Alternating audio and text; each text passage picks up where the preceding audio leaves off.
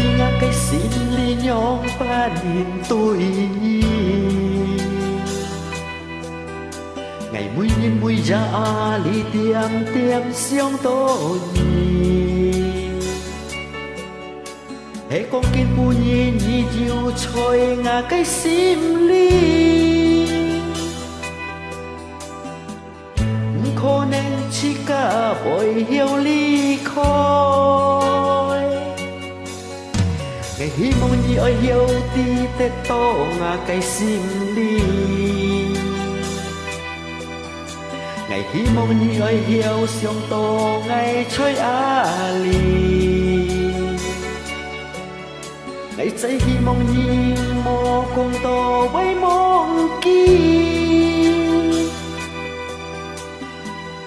hãy nhau si chỉ cả chẳng hiếu dùn kiêu đã chứ nhìn con liêu nhị thì ngày già ăn ôi nhị đã chứ nhìn con liêu nhị thì chỉ có cái cảm chi đã chứ nhìn con liêu nhị thì chỉ cả nhau hi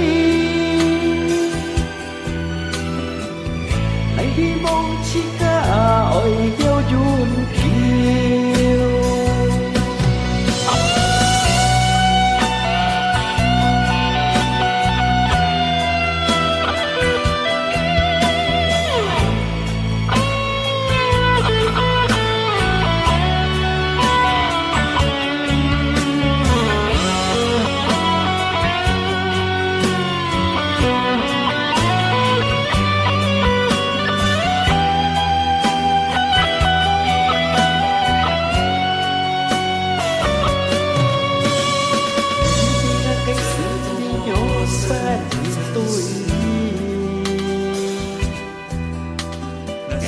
mùi ra li tiêm tiêm xiong to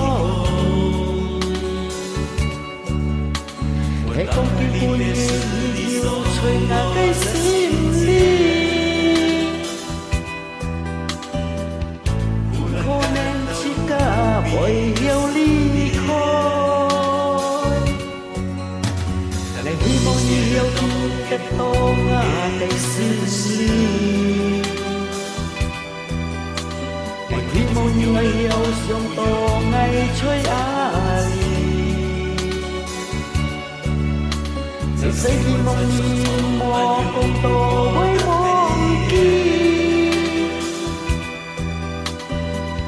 hãy nhau si chỉ cả chẳng yêu dùn kiêu đã thiếu đi mong liêu nhị thì ngày già ăn ôi dư như con liêu nhi thì chỉ có cái cảm chi đã dư như con liêu nhi thì chỉ cả nhau hi ngày hi mong chỉ cả ôi yêu dùn kiêu đã dư như con liêu nhi thì ngày già ăn ôi chỉ như con liêu nhi thì chỉ có